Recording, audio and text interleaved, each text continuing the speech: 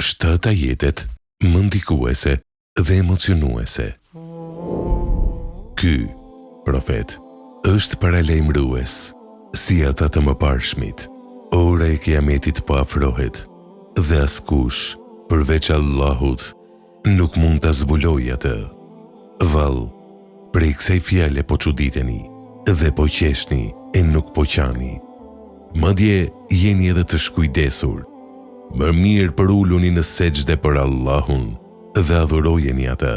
Surja An-Najm, ajetet 56-62. Ajetet që do të diskutojmë u drejtohen politeistëve, idhujtarëve dhe mohuesve të thirrjes së profetit Muhammed, paqja dhe bekimi i Allahut qoftë mbi të dhe familjen e tij. Zoti deklaron: ky profet është paralajmërues si ata të mëparshmit. Ky ajet, përmes të cilit profeti Muhammed, paqja e bekimi i Allahut qoftë mbi të dhe mbi familjen e tij, quhet paralajmëruesi të mëparshmit, tregon se misioni i profetit Muhammed, paqja dhe bekimi i Allahut qoftë mbi të dhe mbi familjen e tij, është paralajmërimi përmes librit të tij qiellor. Pra, përse ju duket e çuditshme që Kurani është burimi i paralajmërimeve të profetit të Islamit? Më pas, me qëllim që politeistët dhe idhujtarët të tregohen më të kujdesshëm ndaj rrezikut që i pret shton. Ora e kiametit po afrohet. Po, kiameti është afër. Përgatiteni veten për pyetje-përgjigjet, për shpërblimin dhe për dënimin e merituar. Më pas ajeti shton: askush përveç Allahut nuk mund ta zbulojë atë. Mbizotruesi, sunduesi fuqisë në atë ditë dhe për gjithnjë është Zoti i madhëruar. Nëse kërkoni shpëtim, kërkoni strehim te mëshira e tij. Nëse kërkoni qetësi, hyni në hijen e besimit ndaj tij. Gjithnjë kaloni kohën në argëtim, në ignorancë, madje i jeni edhe të shkujdesur. Por këtu nuk është vendi as për të qeshur e as vendi për të shkujdesur. Këtu është vendi për të qarë, për mundësitë që keni humbur, për adhurimet e lëna pasdore, si dhe për mëkatet që keni kryer. Këtu është vendi i ndërgjegjësimit dhe i kompensimit të çështjeve që ju shkuan huq.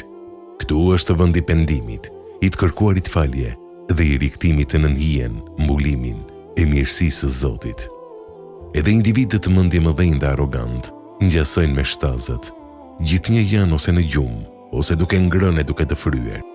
Janë të papërgjegjshëm për veprimet e tyre dhe të pavetëdijshëm për ngjarjet e dhimbshme dhe ndëshkimet e ashpra që i presin, e që shpejt do të ndeshen me to. Në jetën e fundit të kësaj sureje, që trajtoi vërtetimin e monoteizmit dhe mohimin e politeizmit, thuhet: më mirë përuluni në sejdë për Allahun dhe adhurojeni atë.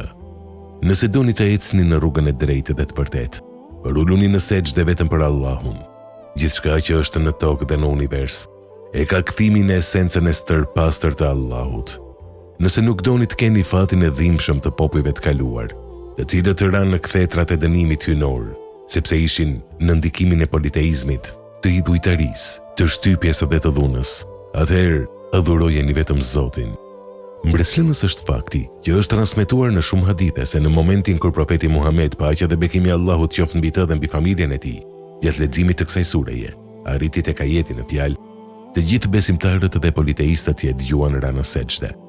Sipas një transmetimi, i vetmi person që nuk ra në sejdë ishte Belid bin Mughire, mbase nuk e kishte të mundur të përkulej të bënte sejdë, por dhe ai mori një grusht të dhe nga toka dhe vuri ballin në të. Në këtë mënyrë bëri sejdë, edhe idhujtarët ranë në sejdë. Kjo ndodhi mes të tjerash, sepse toni i ajeteve të kësaj sureje është ndikues dhe emocionues. Përmbajtja e sures ishte e mrekullueshme. Kërcënimet për politeistët ishin të jetë rrezikshme. Artikulimi, këndimi këtyre ajeteve u bën nga goja e bekuar e profetit Muhammed, paqja dhe bekimi i Allahut qoftë mbi të dhe mbi familjen e tij. U këndua në momentin e zbritjes së parë të shpalljes, ndoshta edhe me pavetëdije, depërtoi në zemrat e gjithë secilit dhe hoqi më njan perdet e liksisë, të kryenëçsisë, të fanatizmit dhe të egoizmit, edhe pse përkohësisht rrezatoi dritën e monoteizmit në zemrat e tyre. Kjo nuk është hera e parë që Kurani ndikon në zemrat e politeistëve dhe të idhujtarëve dhe e majqefs ata, edhe duke qenë të pavetëdijshëm. Por, ashtu siç është thënë edhe në tregimin e Velid ibn Mughirietu, në kohën që i dëgjoi ajetin 31 të sures Fusilet nga goja e profetit Muhammed, paqja dhe bekimi i Allahut qoftë mbi të dhe familjen e tij, në qoftë se Ata nuk përgjigjen, ti thuaj, unë i ju tërhoqja vërejtje në një rufeje, dënimi, si rufeja e Adit dhe Themudit.